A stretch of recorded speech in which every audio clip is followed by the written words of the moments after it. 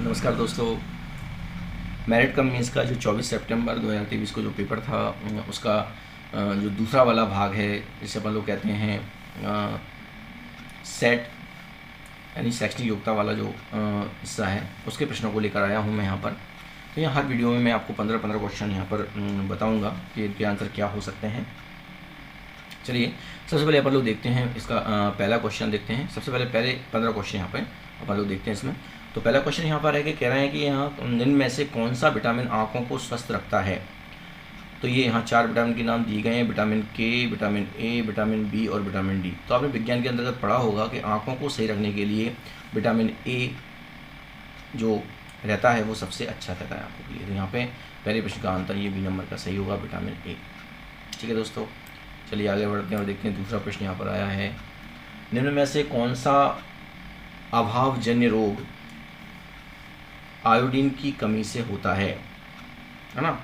Iodine की कमी मतलब किसी चीज़ की कमी होने पर होते हैं, उन्हें हम लोग अभावजन्य रोग कहते हैं। तो आयोडीन की कमी से अपन लोग जानते हैं 4 यहाँ पर दिए गए हैं, बेरीबेरी, रिकेट्स, स्कर्वी और घेंघा। तो घेंघा जो रोग होता है वो आयोडीन की कमी से होता है। इसमें इसे अपन लोग गलगंड भी कहते हैं, गले में एक फोड़ा सा बन जाता है बड़ा सा, तो ये आयोडीन की कमी से होता है यहाँ पे। तो ये सेकंड नंबर का जो क्वेश्चन है उसका जो ए नंबर का आंसर है घेंघा वो सही है। गाइटर भी कहते हैं उसको अपन लोग। तो अब तीसरा प्रश्न आता है, यहाँ पर लिखा है जिसे समझ में है कि वह प्रक्रिया का क्या नाम है जिसके द्वारा कपास से बीजों को हाथों द्वारा पृथक किया जाता है ना। वह प्रक्रिया क्या है जिसके द्वारा कपास से बीजों को हाथों द्वारा अलग किया जाता है। तो उसे अपन लोग ओटना कहते हैं, है ना। तीसरे प्रश्न का उत्तर नंबर ए नंबर का सही होगा, ओटना। चलिए आगे बढ़ते हैं और अपन देखते हैं अगला वाला क्वेश्चन। अगला चौथा क्वेश्चन यहाँ पे देखते हैं अपन लोग। तो चौथे क्वेश्चन में लिखा है कि निम्न में से कौन सा पराभासी पदार्थ का उदाहरण है। तो एक तो पारदर्शी होता है जिसमें से अपन को आर पार दिखता है ना। एक अपारदर्शी होता है जिसमें से आर पार दिखता ही नहीं है, और एक पराभासी होता है जिसमें से क्या होता है थोड़ा थोड़ा दिखता है, मतलब आर पार। तो अपन देख सकते हैं इसमें ईंट तो देखो बिल्कुल कुछ नहीं दिखेगा, इसमें से कांच में से आर पार दिखेगा, लकड़ी में से भी आर पार नहीं दिखेगा। लेकिन तेल लगे कागज़ में से अपन जानते हैं कि धुंधला धुंधला सा कुछ दिखने लगता है। अगर कागज़ पर अपन तेल लगा लेते हैं तो आर पार का धुंधला धुंधला सा दिखता है। तो इस तरह के पदार्थों को अपन लोग पराभासी पदार्थ कहते हैं। तो ये तेल लगा कागज़ इसका एग्जाम्पल होगा। यानी चौथे प्रश्न का उत्तर सी नंबर का सही होगा, तेल लगा कागज़। अभी पांचवा प्रश्न आता है। पांचवें प्रश्न में अपन देख रहे हैं कि पत्ती के उस भाग को क्या कहते हैं जिसके द्वारा वह तने से जुड़ी होती है। मतलब पत्ती जो होती है उस भाग को क्या कहते हैं जिसके द्वारा वह तने से जुड़ी हुई होती है। तो उसे कहते हैं अपन लोग पर्णवृंत। ठीक है, पत्ती जो है तने से जुड़ी रहती है जिस हिस्से से, उस हिस्से को अपन लोग पर्णवृंत कहते हैं। तो पांचवें प्रश्न का उत्तर डी नंबर का सही होगा, पर्णवृंत। ठीक है, अब आता है छठवां क्वेश्चन, इसको देख लेते हैं। इसमें लिखा है पुष्प के केंद्र में स्थित आंतरिक भाग को क्या कहते हैं। तो पुष्प के जो केंद्र में स्थित जो आंतरिक भाग होता है उसे अपन लोग कहते हैं स्त्री केशर। ठीक है, छठे प्रश्न का उत्तर जो होगा ए नंबर का सही होगा, स्त्री केशर। चलिए आगे बढ़ते हैं और देखते हैं अपन लोग सातवां प्रश्न यहाँ पर। गर्दन तथा सिर को जोड़ने वाली संधि क्या कहलाती है। गर्दन और सिर को जो हिस्सा जोड़ता है उसे अपन लोग क्या कहते हैं। तो उसको कहते हैं अपन लोग कब्जा संधि। ठीक है, यानी हिंगे जॉइंट बोलते हैं उसको इंग्लिश में अपन लोग, है ना, कब्जा संधि। तो ये सातवें प्रश्न का उत्तर सी नंबर का सही होना चाहिए, कब्जा संधि। अब आठवां प्रश्न आता है। आठवें प्रश्न में अपन देख पा रहे हैं जन्म के समय मानव कंकाल में लगभग कितनी अस्थियां होती हैं।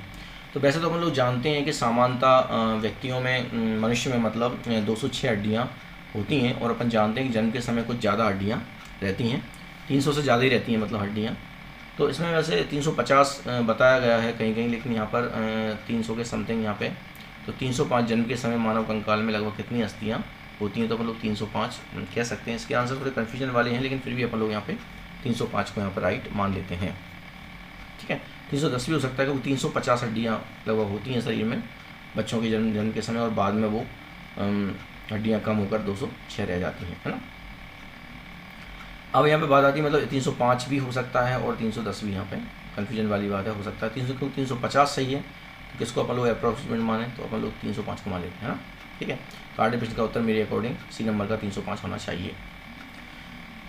नवा क्वेश्चन जो है उसमें लिखा है कि मानव मेरुदंड यानी रीढ़ की हड्डी कितनी कशेरुकाओं से मिलकर बनी होती है, यानी कि जो रीढ़ की हड्डी होती है उसमें कितने जॉइंट होते हैं, कितनी कशेरुकाओं से मिलकर बनी होती है, तो उसमें होते हैं 33।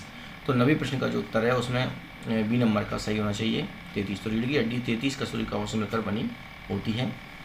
ठीक है, अगला प्रश्न देखते हैं अपन लोग।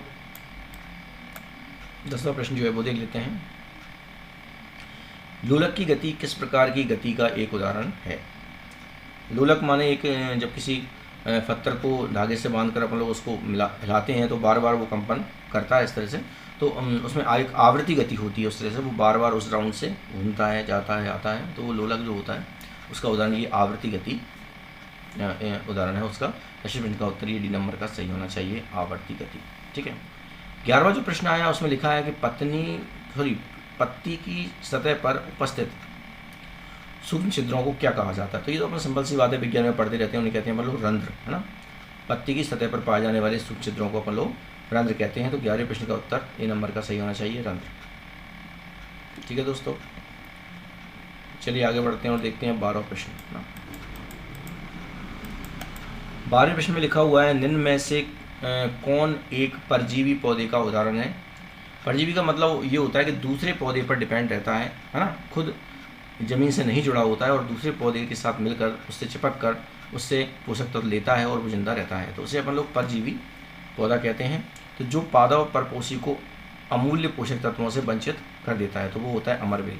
अमरवेल अपन देख सकते हैं कि बागड़ में कहीं भी ऊपर लगी रहती है और वो ज़मीन से उसका कोई संपर्क नहीं होता है, बागड़ में लगी हुई और पेड़ों से वो पोषक तत्व लेकर जीवित रहता है। तो अमरवेल यहाँ पर इसका आंसर होना चाहिए 12वें प्रश्न का उत्तर, ये नंबर का अमरवेल सही है। 13वां प्रश्न यहाँ पे आता है, उसमें लिखा है कि उस पोषक प्रणाली को क्या कहा जाता है जिसमें जीव किसी मृत या विघटित जैविक पदार्थों से पोषक तत्व प्राप्त करते हैं। उस पोषक प्रणाली को क्या कहा जाता है जिसमें जीव किसी मृत या विघटित जैविक पदार्थों से पोषक तत्व प्राप्त करते हैं। तो जब मृत या विघटित जैविक पदार्थों से कोई पोषक तत्व प्राप्त करता है तो उसे हम लोग मृतजीवी कहा जाता है। तो 13वें प्रश्न का उत्तर ये बी नंबर का सही होना चाहिए, मृतजीवी। ठीक है, अब 14वां प्रश्न आता है, इसमें लिखा है कि जीवाणु राइजोबियम जो रहता है वो चना, मटर, मूंग, सेम और अन्य फलीदार पादपों की जड़ों में रहकर उनमें किस प्रकार की आपूर्ति करते हैं। निश्चित है कि ये नाइट्रोजन की जो अपर्याप्तता है उसे पूरी करते हैं। जो जीवाणु राइजोबियम होते हैं वो जड़ों वाले पौधों में नाइट्रोजन बनाने का काम करते हैं। तो 14वें प्रश्न का उत्तर सी नंबर का सही होना चाहिए, नाइट्रोजन। 15वां क्वेश्चन आता है कि मानव शरीर में छोटी आंत लगभग कितनी लंबी होती है। तो मानव शरीर में जो छोटी आंत होती है वो 6 और 7 मीटर के बीच में रहती है।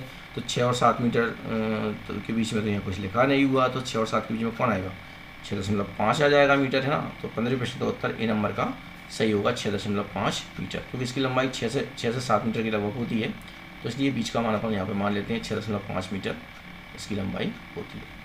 ठीक है दोस्तों, आपको ये सेट के जो 15 क्वेश्चन मैंने सॉल्व यहाँ पे बताए हैं, निश्चित है आपको समझ में आए होंगे। और आपको अगर वीडियो अच्छी लगी हो तो आप अपने दोस्तों में शेयर करें, मेरे चैनल को सब्सक्राइब करें।